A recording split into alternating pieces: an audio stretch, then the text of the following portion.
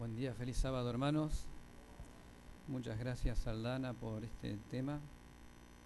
Creo que no tenemos dudas, ¿no?, de todas las cosas que hizo por amor Jesús.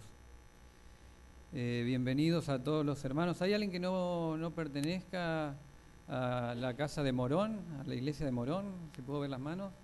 Bienvenida. Bueno, vos te conocemos, vos sos una más de la casa. Bienvenida, feliz sábado. Que Dios les bendiga. Quiero leer para comenzar una frase que está en el libro El Gran Conflicto. Dice: Satanás está presente allí donde los hombres se reúnen para adorar a Dios. Hay algunos que ya lo deben saber de memoria porque saben que generalmente cuando yo predico empiezo leyendo esto. Aunque invisible, trabaja con gran diligencia tratando de gobernar la mente de los fieles. Como hábil general que es, fragúa sus planes de antemano. Cuando ve al ministro de Dios escudriñar las Escrituras, toma nota del tema que va a ser presentado a la congregación y hace uso de toda su astucia y pericia para arreglar las cosas de tal modo que el mensaje de vida no llegue a aquellos a quienes está engañando, precisamente respecto del punto que se ha de tratar. Hará que la persona que más necesite la admonición se vea apurada por algún negocio que requiera su presencia. Entre paréntesis, por esta razón, hermanos, nosotros pedimos que apaguen los celulares o que lo pongan en vibradores, porque Satanás sabe hacer uso de esas cosas cuando se están dando los sermones aquí. O impedirá de algún otro modo de oír las palabras que hubiesen podido tener para ella sabor de vida para vida. Bien sabe Satanás que todos aquellos a quienes pueda inducir a descuidar la oración y el estudio de las Sagradas Escrituras serán vencidos por sus ataques. De aquí que invente cuánta estratagema le es posible para tener las mentes distraídas. El Gran Conflicto, páginas 572 y 573. Que Dios nos bendiga para que en esta hora podamos, por medio de la oración y por medio de la meditación, hacer uso de todas las armas que Dios nos dio para enfrentar la vida que tenemos afuera. Pero si no estamos preparados aquí adentro, difícilmente la vida de afuera la vamos a poder llevar a cabo.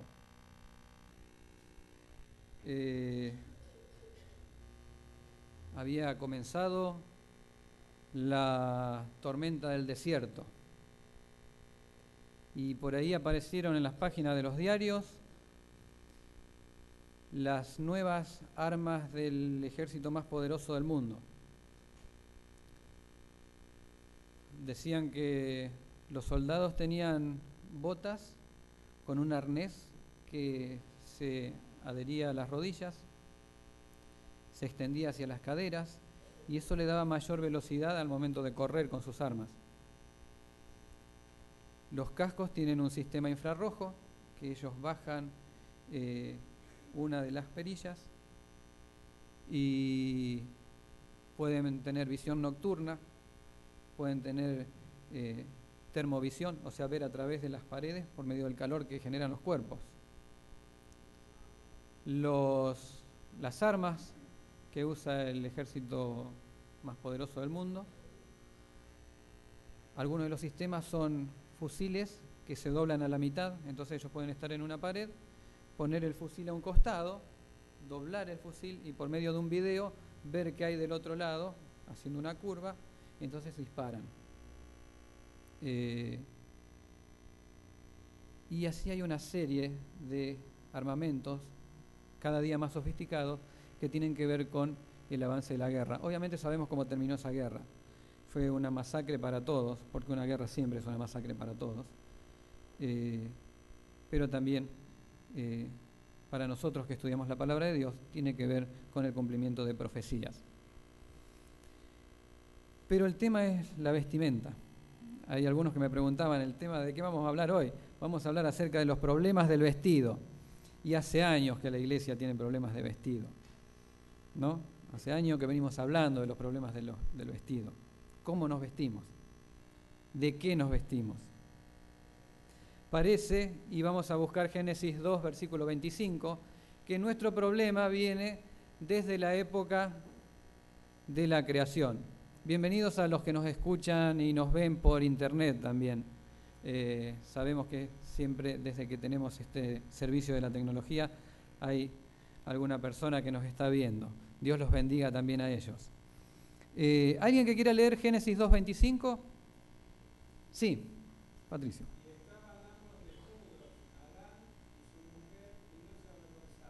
Bien, aquí tenemos el principio de la creación. Adán y Eva, los dos desnudos en el Edén, y no se avergonzaban. ¿Alguien que quiera leer Génesis 3, versículos 10 y 11? Tenemos que Adán y Eva estaban antes del pecado, estaban desnudos y no se avergonzaban. No significa esto que cuando salgamos de aquí alguno quiera sacarse la ropa, porque estamos en la presencia de Dios. ¿Qué pasó después del pecado? Génesis 3, versículos 10 y 11. Sí.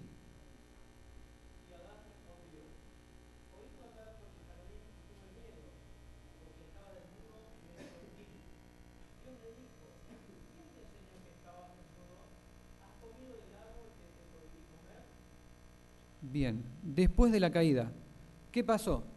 Adán se descubre desnudo y Dios le dice, ¿quién te dijo que estabas desnudo? ¿Quién les dijo a ustedes que estaban desnudos? Y él responde, tiene que ver con haber desobedecido. Dice Elena de White que nuestros primeros padres estaban rodeados de la gloria. Y me imagino que debe haber sido la misma gloria que rodeó a a Moisés y a Elías en la transfiguración. La misma gloria que los rodeó junto con Cristo. Pero eso se perdió con la desobediencia. Ahora vamos a ver a un chico que probablemente tenga en el momento en que lo conocimos la mayoría de nosotros. La mayoría de nosotros lo conocimos cuando él era chico y cuando nosotros éramos chicos. Debe haber tenido unos 15, 16 años. Dice la palabra de Dios que era lindo, que era fuerte, que le gustaba la música y aparentemente era un buen pibe, como muchos de nosotros a los 16 años. Y también era ganadero. Medio raro esto, ¿no? Futuro músico y ganadero. ¿Qué eras vos, Patricio, antes de ser músico? Estudiante. Bueno, él cuidaba ovejas. Él cuidaba ovejas y hacía música. Pero Dios lo llamó ahí donde estaba. Dios le dio una misión. Y vamos a ver al rey Saúl. El rey Saúl, que era alto. Dice la Biblia que del pueblo de Israel para arriba él lo sobrepasaba a toda una cabeza, ¿no? Era fuerte, era lindo también, pero tenía otro problema. El rey Saúl confiaba más en su altura, en su belleza, en ser una cabeza superior a los demás. Y esto tiene mucho que ver con la salvación por nuestros actos. Yo soy lo que soy, ¿no? Y ustedes ven lo que soy. Tiene un poco que ver con esos arneses de los que hablábamos del ejército, con lo que lo habían armado. Sin eso no era nada. Cualquier persona normal, sin lo que le pusieron en el ejército de Estados Unidos, no es nada. Saúl, sin lo que tenía, sin lo que Dios le había dado, no era nada. Pero él creía que era. Patriarcas y Profetas, página 425, dice que cuando el rey Saúl se dio cuenta que había sido rechazado por Dios, y él se dio cuenta después de que Dios vio todas las muestras de orgullo que tenía Saúl. Y el orgullo nos lleva a hacer cosas que no están de acuerdo con la voluntad de Dios. Esto lo hemos visto también en la lección de escuela sabática en el día de hoy. Cuando sintió la fuerza de las palabras condenatorias que le había dirigido el profeta, se llenó de amarga rebelión y desesperación. No había sido un verdadero arrepentimiento el que había hecho bajar la cabeza orgullosa del rey, dice Patriarcas y Profetas, y no se puso a reformar su vida, sino a pensar, obsesionado por lo que consideraba una injusticia de Dios, al privarle del trono de Israel y quitar a su posteridad la sucesión. Lo que él estaba pensando es a los que vienen después de mí, a mi familia. Pensaba siempre en la futura ruina que había atraído sobre su casa. Le parecía que el valor que había demostrado al luchar contra sus enemigos debería anular su pecado de desobediencia, lo que decíamos. ¿Todo lo que yo hice no vale para perdonar mis pecados? ¿Todo lo que nosotros hacemos no vale para perdonar nuestros pecados? Seguimos estando desnudos, hermanos. No aceptó con mansedumbre el castigo de Dios, sino que su espíritu altanero se asumió en tal desesperación que parecía a punto de perder la razón. Y es ahí donde los consejeros, dice Elena de White, le recomiendan que procurara los servicios de un músico hábil. Hoy llamaríamos a esto musicoterapia, ¿no? Algo así. Fíjense que en la época de los reyes de Israel ya existía esto parecido a la musicoterapia, con la esperanza de que las notas calmantes de un suave instrumento pudieran serenar su espíritu acongojado. Nuevamente, gracias Aldana por tu tema. La verdad, cuando empieza el tema de los violines, a mí me vuelven locos los violines. Me calman, la verdad que es muy, muy lindo escuchar los violines. David, entonces, ¿qué hizo? Se dedicó a hacer música para calmar a Saúl. Pero Saúl confiaba más en sus vestiduras. Salomón nos aconseja, hermanos, en Eclesiastés 9:8, que en todo tiempo deben ser blancos tus vestidos y nunca debe faltar un ungüento sobre tu cabeza, en referencia al Espíritu Santo. Pero específicamente es esto: nunca deben dejar de ser blancos nuestros vestidos. Y fíjense que Apocalipsis, capítulo 3, versículo 18, ¿qué nos dice? ¿Qué tenemos que buscar nosotros? Vestiduras blancas. ¿Por qué? Porque estamos como cuando salimos del Edén después del pecado. Estamos desnudos. Entonces, de mí, dice Dios, tenés que buscar ¿qué? Vestiduras blancas para vestirte, porque estás desnudo. La Biblia está llena de consejos acerca de las vestiduras, pero también está llena de promesas cumplidas. Y vamos a leer Deuteronomio, capítulo 8, versículo 4. Cuando el pueblo de Israel sale de Egipto, sale un pueblo consagrado. ¿Qué significa esto? Un pueblo preparado por Dios, elegido por Dios para cumplir una misión que Dios le había dado. ¿Alguien quiere leer Deuteronomio capítulo 8, versículo 4? Sí, Cristina, por favor.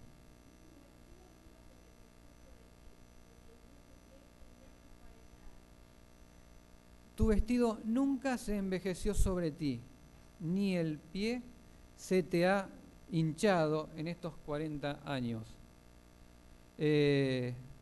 Vaya si no es una gran promesa de este Dios que nos ama, ¿no? Deuteronomio 29, versículo 5 dice: y yo os he traído 40 años en el desierto, vuestros vestidos no se han envejecido sobre vosotros, ni vuestro calzado se ha envejecido sobre vuestro pie. Yo recuerdo a alguien que vino aquí a la iglesia, no voy a dar nombres, y lo primero que noté el día de su primer predicación fue los zapatos rotos. Y lo primero que pensamos fue, hay que comprarle un par de zapatos. Y esa persona recorre el país y recorre el mundo predicando, y Dios conserva esos zapatos. Y esto porque Dios nos protege. La semana pasada hablábamos de los milagros de Dios. Dios nos sigue protegiendo, Dios sigue cuidando nuestros vestidos, pero tenemos que reconocer que nosotros seguimos con nuestros vestidos de desnudez como cuando salimos del Edén. Efesios capítulo 6. Y ahora sí vamos a entrar de lleno en la meditación. Si bien la meditación no se basa en Efesios capítulo 6, sino en Primera de Samuel 17. Primera de Samuel 17, 38, versículos 38 y 39. El libro de Efesios nos habla acerca de la vestidura del cristiano, que en realidad el capítulo que aparece en Efesios dice la armadura del cristiano. Quienes tenemos que combatir, tenemos que estar armados, tenemos que estar preparados y tenemos que estar vestidos.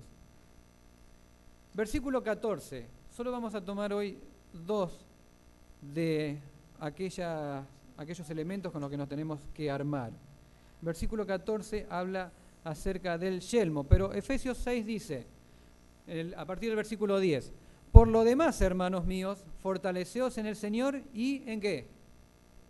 En el poder de su fuerza. No confiar como Saúl en la altura, en la belleza, en la ropa que tengo puesta, sino en el poder de la fuerza de Dios. Versículo 11. Vestíos de toda la armadura de Dios para que podáis estar firme contra las acechanzas del diablo. Ahora, ¿por qué tenemos que vestirnos? Para poder estar firme. Versículo 12 responde esta pregunta. Porque no tenemos lucha contra ¿quién? Contra carne y sangre, mis hermanos, sino contra principados, contra potestades, contra los gobernadores de las tinieblas de este siglo, contra huestes espirituales de maldad en las regiones celestes. Y esas huestes son las que decía la frase que leímos de Elena White, son las que están en la iglesia o están previo a que ustedes entren en la iglesia para cambiar nuestras ideas con respecto a lo que Dios quiere. Entonces sí, nos van a llamar para algún negocio, nos van a hacer sonar el celular, nos van a venir a buscar. ¿Por qué? Porque estas son las huestes que están luchando contra nosotros. No son el vecino de al lado, el vecino de enfrente, no son los que el viernes a la mañana me sacaron el picaporte de la puerta de mi casa cuando salía para trabajar y me encontré con que no tenía picaporte. Y me convertí en el número 37 porque en televisión salía que habían robado 36 casas, les habían robado el picaporte. Una con toda la puerta le habían robado, no solo el picaporte. Toda la reja con picaporte. Bueno, yo seré el número 37, parece. Así que, pero no son esos. Satanás está meditando continuamente en cómo atacarnos. Por eso tenemos que estar vestidos, mis hermanos. Por tanto, tomad toda la armadura de Dios, para que podáis resistir en el día malo y habiendo acabado todo, estar firmes. Estad firmes, pues, ceñidos vuestros lomos con la verdad. ¿Y qué dice Juan 17:17? El pedido de Cristo. Santifícalos en tu verdad. ¿Cuál es la verdad? Tu palabra es la verdad. Ceñidos vuestros lomos con la verdad, mis hermanos. Vestidos con la coraza de justicia.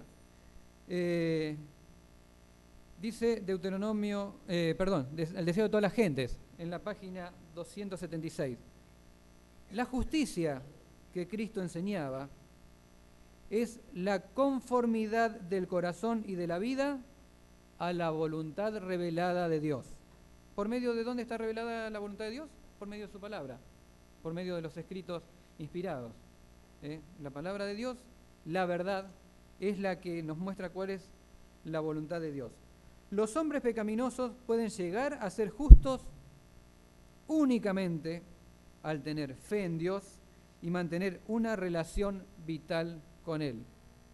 Hoy comentábamos el tema de cómo caemos en la concupiscencia, ¿no? En la lección de escuela sabática. Caemos cuando lo primero que hacemos es privarnos de la comunicación con Dios. Dejamos de orar, es el primer paso para caer. ¿Cuál fue el primer paso de Saúl? Mirar su altura, su belleza, sus ropas. Entonces la verdadera piedad, dice, para tener una relación vital con Dios, elevará los pensamientos y ennoblecerá la vida.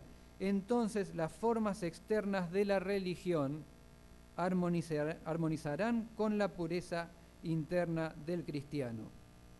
Entonces las ceremonias requeridas en el servicio de Dios, lo que estamos haciendo acá, no van a ser ritos sin significado. Todo lo que hacemos va a tener un significado y va a ser el de agradar y hacer la voluntad de Dios. Volvemos a este chico del que hablábamos al principio. Lo mandan a ver a sus hermanos, lo manda el padre, y se encuentra con que el pueblo estaba preparado para la batalla, todos con sus equipos, todos con sus armaduras, y él escucha el desafío que le hace Goliat. Dice 1 Samuel 17, versículo 38.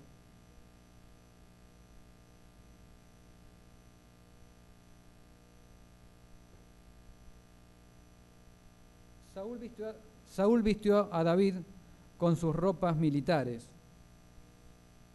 ¿Y qué le parece esto?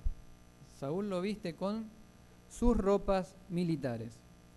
Y pone sobre la cabeza de David un casco de bronce.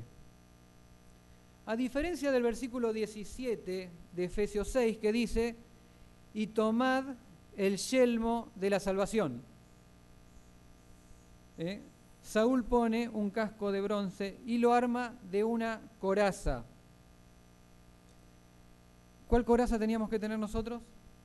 Efesios 6, la coraza de justicia. A diferencia de la coraza de justicia, le pone una coraza militar, su coraza, su equipo. Podríamos decir el equipo de hombre, su equipo militar para la guerra personal. Pero esta no era una guerra personal. La guerra que nosotros tenemos no es personal. Ya sabemos que tenemos guerra contra potestades, no contra personas. Y le pone a David su espada, a diferencia de la espada, Efesios 6, ¿qué dice? Calzados los pies con el evangelio de la paz, los lomos ceñidos con la verdad, la coraza de justicia, tomad el yelmo de la salvación, tomad la espada del Espíritu.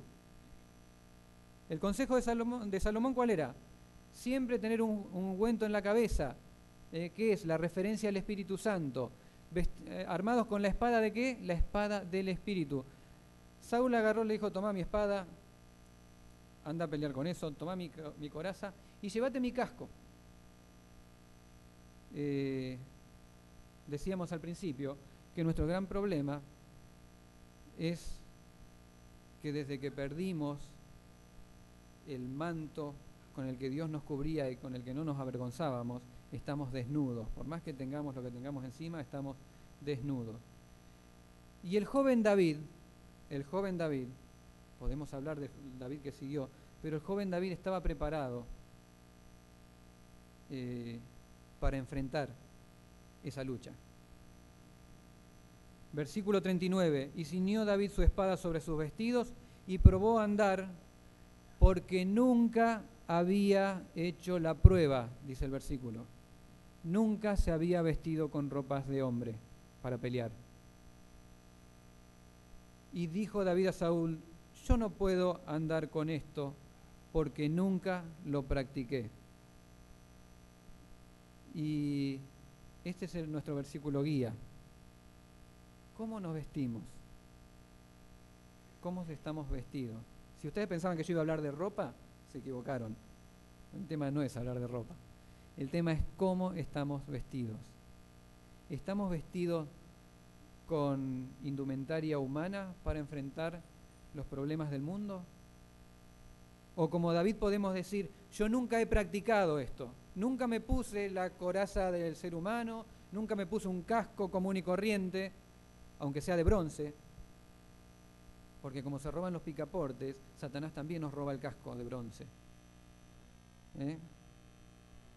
¿Cómo estamos vestidos? ¿O estamos vestidos con el yelmo de la salvación y la espada del Espíritu, que es la palabra de Dios? Porque en definitiva, esto es lo que nos va a salvar. Orando en todo tiempo con toda oración y súplica en el Espíritu. Agarramos la espada, nos aferramos a la espada y le suplicamos a la espada que nos defienda.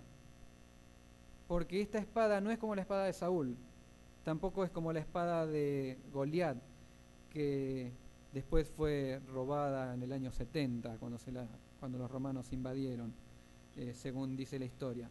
Sino que tenemos que velar en oración, velar suplicando con toda perseverancia.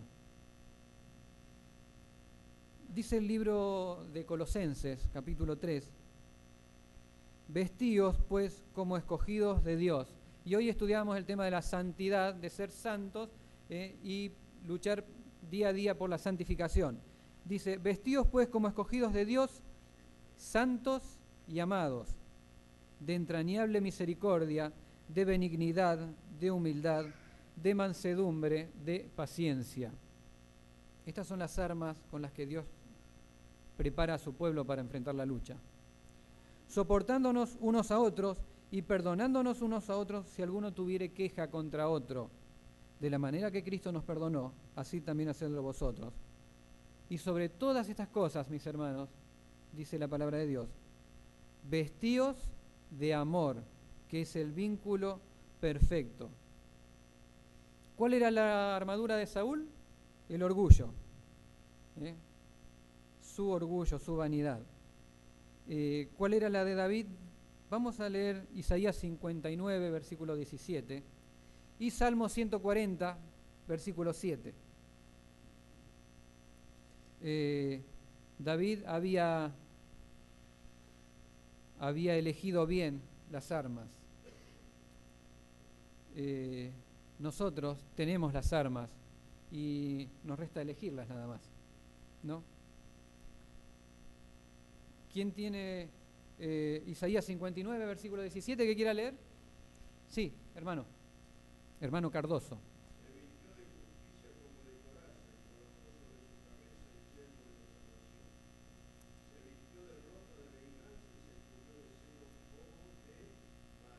Amén. La primera parte, ¿se vistió de qué?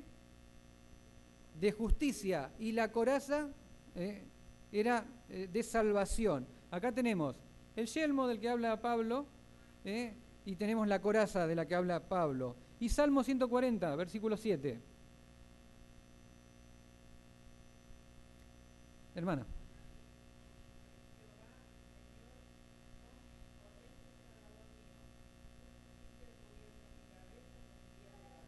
Amén. ¿Quién pone a cubierto nuestra cabeza? ¿Quién pone el yelmo de salvación? Dios, Jehová. Si nosotros dejamos de tener esta comunión con Dios por medio de la oración, perdemos lo principal, mis hermanos, perdemos el yelmo de salvación. Y entonces empezamos a caer en un montón de desarmaduras. Porque Satanás tiene el mejor desarmadero que hay, y es aquel que utiliza para desarmar nuestra armadura. Y Pablo, nosotros vemos que no está lejos de Juan en esto de las vestimentas. Cuando Juan dice vestíos porque están desnudos, Pablo que dice vístanse porque tienen que enfrentar una lucha. Solo vistiéndonos con esta coraza podemos pelear la batalla para enfrentar lo que viene. Cuando cantábamos al principio era si estábamos listos. Seguramente día a día tenemos que prepararnos para ir desnudándonos de aquellas cosas que nos atan al pecado y empezar a vestirnos con la coraza de salvación, a vestirnos con la armadura de Cristo. Apocalipsis 3, versículos 4 y 5, nos habla nuevamente acerca de las vestiduras.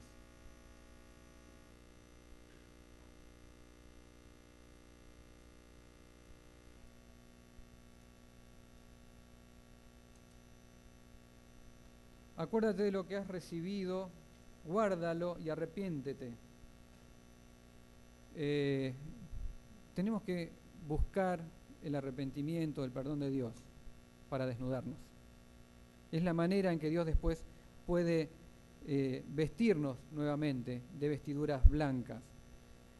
Apocalipsis capítulo 7, versículo 9, también nos dice respecto a las vestiduras. Después de esto miré, este es el final, después de este desnudarnos de las vestiduras del mundo, vestirnos de las vestiduras de Dios.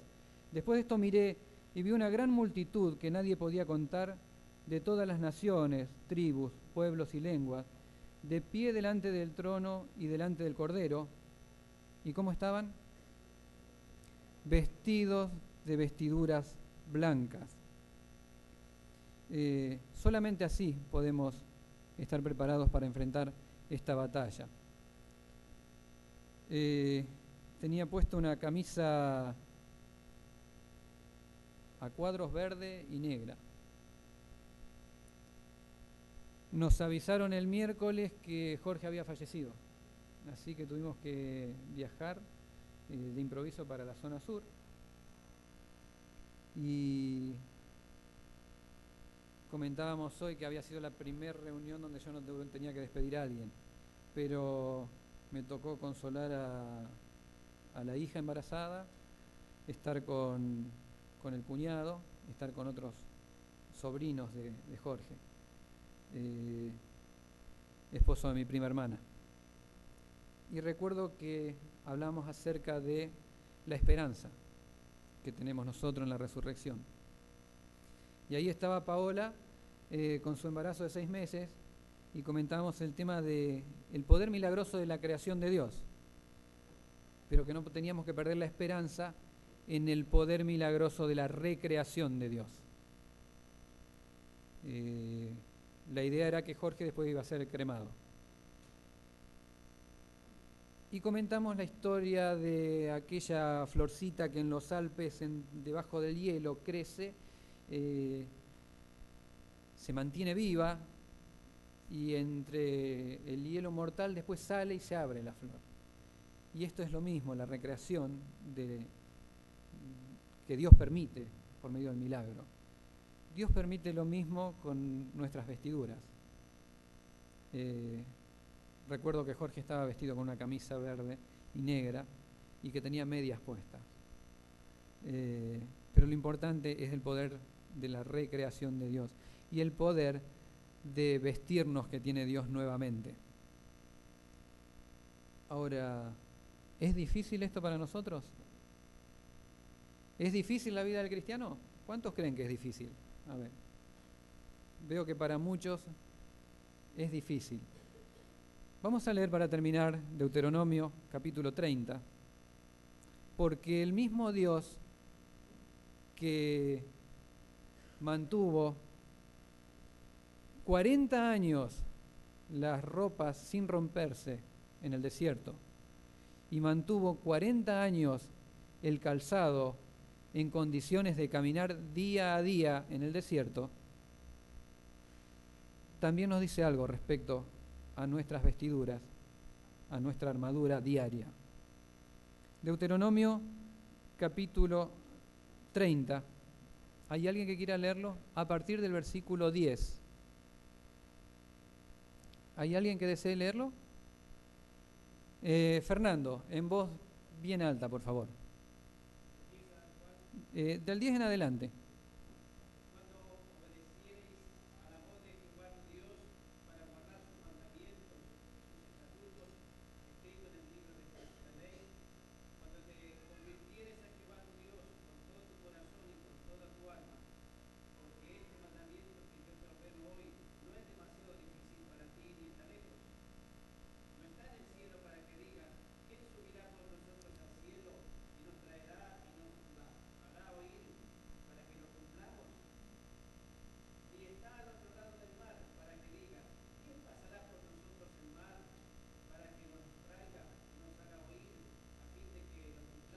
Amén. Ahí nomás, Fernando. Hermanos, a ver los que levantaron las manos. ¿Es difícil esto? ¿Es difícil? El mismo Dios que vistió a su pueblo cuando salió de Egipto durante 40 años, el mismo Dios que calzó a su pueblo durante 40 años, es el mismo Dios que escribió esto, este mandamiento. Si cumplimos, no es difícil. El tema está en cumplir. El versículo 14 dice, pues la palabra está muy cerca de ti, en tu boca y en tu corazón, para que la guardes. Que Dios nos bendiga para que podamos entender que Dios hace las cosas fáciles para nosotros. Leíamos al principio que Satanás se prepara para hacer las cosas difíciles para nosotros. Deuteronomio dice que Dios hace las cosas fáciles. ¿Por qué? Aldana cantaba que nos amó de tal manera que dio su vida por nosotros. Y es el mismo amor el que nosotros tenemos que tener para los demás. Dios hace las cosas fáciles. Que Dios nos vista con su armadura, pero sobre todo que Dios nos prepare día a día para poder vestirnos al final del día con las vestiduras blancas. Que Dios nos bendiga.